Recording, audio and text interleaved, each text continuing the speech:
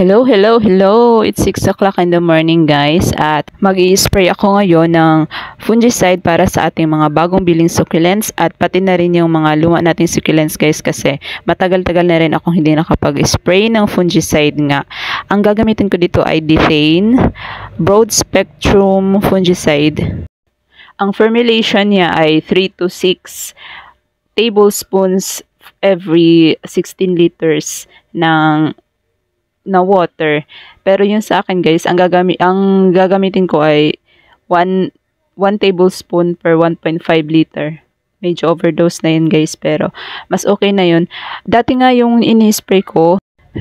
guys, yung in-spray ko nung nakaraan ay sa 1 liter, 2 tablespoon yung ginamit ko. Kaya sobrang tagal na tanggal talaga nung stain sa ating mga succulents. Sinabi naman sa akin ni seller guys na na-sprayhan na ito yung mga bagong dating na succulents. Na-sprayhan na niya for preparation nga sa biyahe. Sabi niya pwede ko naman daw i-spray ulit pagdating after pag nakapagpahinga na. Since medyo nakarest na to sila ng mga 2 days na ata guys, 3 days. 3 days ko na ata itong naitanim.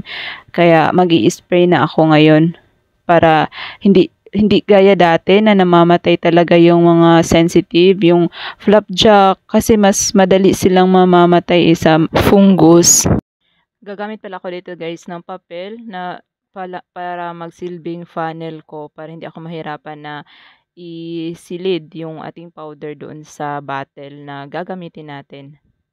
Yan guys, 1 tablespoon para sa 1.5 liter na water. Ilagay ko lang yan siya ng konti.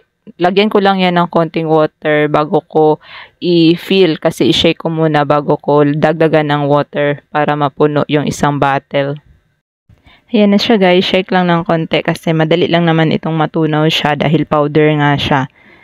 Dagdagan ko lang ng water para mapuno yun.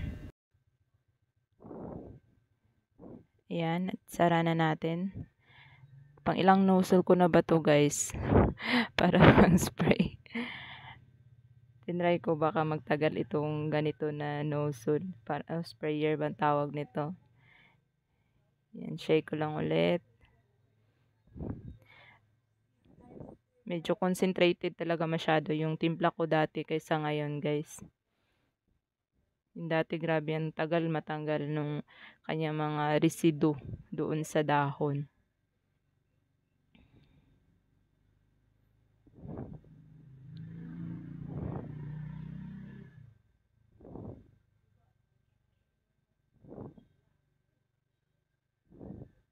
Unahin ko na dito banda. Dito ko nilagay yung bear spoke ko na dahil hindi masyado naaarawan dito banda.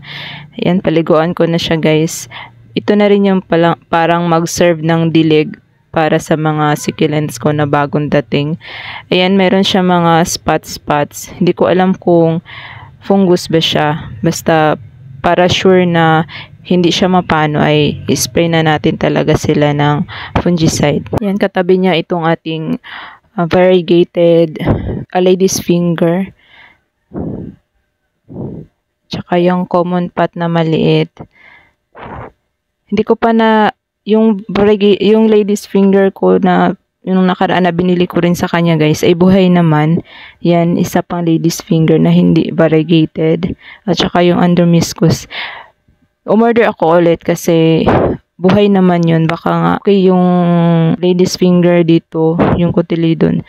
Kasi dati guys, sobrang nahirapan talaga akong mag-alaga ng mga cotyledon. Ngayon lang talaga na sa ibang seller na ako kumukuha. Saka ako nabubuhayan. Diligan na natin lahat ng mga daanan natin. Ito bigay ito ng kapatid ko guys. Variegated Momoka. At saka, yan Humpbertii ata yan siya. Basta maliliit. Yan yung napakasela na Harry Watson dito sa aking area. Yan. Yung Harry Watson din guys, mukhang kailangan din talaga nila ng fungicide lagi. Kasi lagi silang nagkakaroon ng mga dark spot. Hindi ko maintindihan kung bakit. Bigla na lang silang lumiliit. Yan yung curly jade na malaki. Tsaka banana. Yan. brown rose na Ionium. Ionium ata si brown rose din. At saka si pink Monroe at pink jelly beans. Katabi naman si German champagne. Yung area pala na to guys ay ginawa ng asawa ko para sa kanyang seedling kasi magsisimula na naman siyang magtanim ng sili na seedling.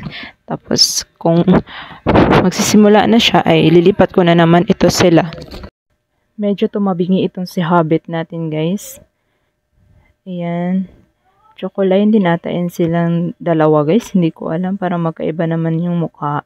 Yan, tumabingi si Hobbit kasi nakaano na siya guys, naka-curve. Sana tatayo din yan kapag mag-stable na siya. Yan, nakabili din ako ng mga horseshoe. Si Alice Evans at saka si Banana Pretty. Yung soil na ginamit ko dito guys ay nag-adjust na ako sa rice hull kasi pa-summer na at hindi ako mahilig magdilig talaga. Kaya medyo dinamihan ko yung compost kaysa doon sa ating rice hull. Yan, si Carnicolor at saka yung crested apos natin na nagiging 3 na yung isang kumpol dahil nga yung kanyang stem ay nababali na press. Yan sila. Parang ang daling mag-spray guys kapag ganito yung setup. Yung flat lang sila, yung magkakatabi lang. Parang ang bilis mo lang matapos magdilig. Yan, hindi ko didiligan yung cactus. Yan 7 bodies na yung isang rosette ay may bumili kaya tinanggal ko na lang. Yan, German champagne. Yan si Cheese Pretty na cute. Akala ko moonstone siya guys. Hindi pala. Cheese Pretty pala yun siya. At Bluebird. Ito naman si Autumn Flame guys ay pinutol ko yung kanyang stem. Kasi nahirapan talaga akong magtanim guys. Nakabaluktot na talaga siya as in. Kaya sana okay lang siya kasi binasa ko ngayon. Heal naman din siguro yung kanyang sugat. Kaya baka okay lang na binasa ko siya. Tsaka naman to, fungicide. Baka safe pa rin naman siya. Yun yung ating Madiba curl na curl pa rin. Sa kabila ng lahat. Palipat-lipat kasi yun siya guys. Ito naman ay galing sa isang seller na hindi ko alam yung ID. Yan, si koala. Finally, mayroon na po akong koala. Sana maparami ko siya guys. At ito, hindi ko alam yung ID guys. Sobrang mature ng kanyang stem at saka trailing na siya. I-try kong itanong sa seller kung anong ID nito. Kasi mukhang common naman siya eh. Yan, yung common pot natin. Na hindi masyadong lumalaki kasi palagi silang nadidisturb. Yan sila. Si Green Apple. Yan si Leticia. At saka si Moneymaker na sobrang maselan sa lowland na kailangan laging mayroong spray na fungicide dahil madali siyang magkaroon ng black spot.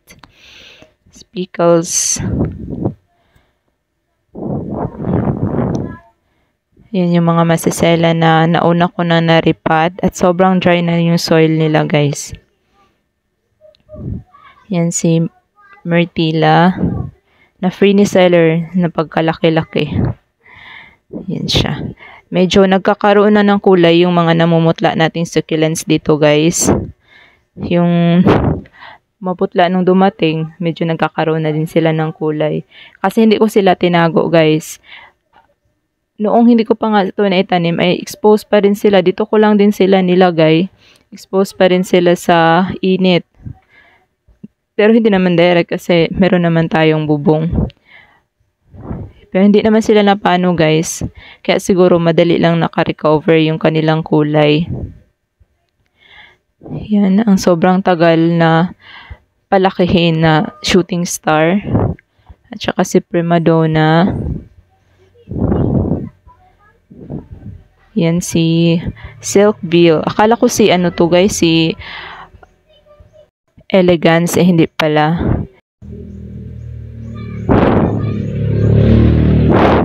Yan yung dalawang 2 heads na Lawi Cruz Monroe guys, na pinaghiwalay ko na kasi nag-crack na pala yung kanilang stem.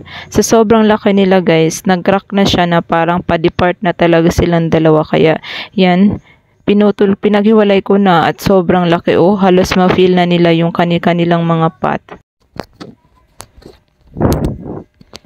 Yan si variegated Hanaikada at saka si Debbie, si Black Tie at saka yung Sempervivum cutix. Yan sila at saka yung napakalaking Bekya. Yan, medyo nag-green-green na yung kanyang center rosette guys na sobrang maputla nung binuksan siya. Si Blue Cloud guys, hindi na siya parang ball. Yan si Crassula Campfire na kumakapal na pero wala na yung red. na green na lang siya guys. Pero try ko siyang ini-expose sa araw. Ayan, ilipat ko siya dito sa area na to. Ayan yung mga masesela na yan. Yung mga Aeonium. At saka yan si Crassula Flapjack. Na wala na natira sa akin. Kailangan nilang paliguan talaga ng fungicide. Sa instruction nito guys, twice a week kailangan magdilig. Lalo na kapag may bulaklak yung ating mga halaman.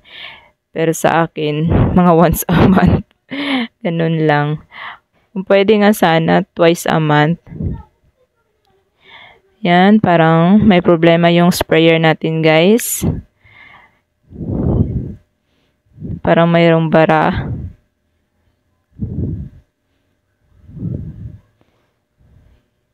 Yan, si Violet Queen. Tsaka mga Jade. Grabe, nahirapan din ako mag-alaga ng Jade guys ha. Akala nyo lang. Kaya sa batch na ito ay medyo marami-raming mga Jade. Dahil hirap akong mag-alaga. Jade at saka yung mga Flapjack nga. Hirap akong mag-alaga sa kanila. Kaya ngayon nagpa-practice ulit ako. Bumibili ako ng pagpa-practicean. Wala talaga, para mayroong bara talaga yung aking sprayer guys.